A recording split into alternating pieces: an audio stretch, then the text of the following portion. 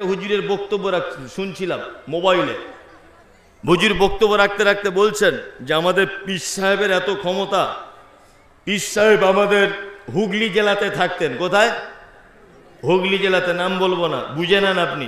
হুগলিতে একটা মাজার আছে, বলছে পীর সাহেব এইখানে বসে আছে।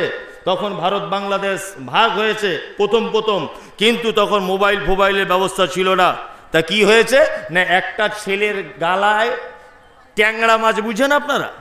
ট্যাংরা কাঁটা হয় সোনালী কালারের মতো দেখতে, ওই ট্যাংরা মাছের কাঁটা ফুটে গেছে এইখানে। হুজুরের বক্তব্য শুনুন। ট্যাংরা মাছের কাঁটা ফুটেছে। তা নোয়াখালীর, বাংলাদেশের নোয়াখালীর একটা লোক হুজুরের বাড়িতে একবার বেড়াতে গিয়েছিল। হুজুরের কলের পানিটা নাকি খুব, ওদের বাড়ির পানিটা নাকি খুব সুন্দর।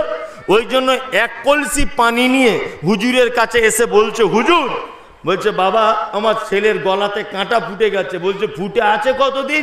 বলছে ফুটে আছে, তখন তো ডাক্তার এত ছিল না, ব্যবস্থা ছিল না। বলছে আজকে 4-5 দিন হয়ে গেল গলায় কাঁটা ফুটেই আছে।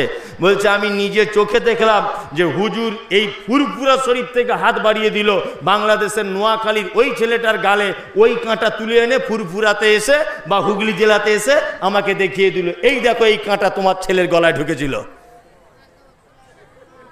আচ্ছা, এটা কারো বিশ্বাস হওয়ার কথা? হ্যাঁ, এটা গাঁজা খাওয়া ছাড়া কেউ এমনি বলতে পারবে? হ্যাঁ, বলছে এইখানে হুগলি জেলাতে বসে নোয়াখালীর ছেলের গালে হাত ঢুকিয়ে কাঁটা বার করে আবার বলছে নিয়ে চলে এসেছে। কি আশ্চর্য ব্যাপার! হ্যাঁ, সব প্রতারকেরা, এরা হচ্ছে প্রতারক। এরা নিজেদের লেখা বইয়ের কথা মানে না। আমি গতকালও বলেছি, একদম এই সমস্ত ভ্রান্তদের কাছ থেকে আপনারা দূরে থাকার চেষ্টা করবেন ইনশাল্লাহ। একদম এদের ফাঁদে পা দিবেন না, ঈমান নষ্ট করে দিচ্ছে।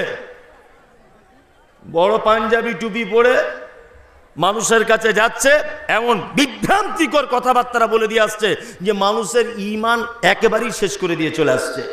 তবে এদের সাজা হতো, অবশ্যই সাজা হতো।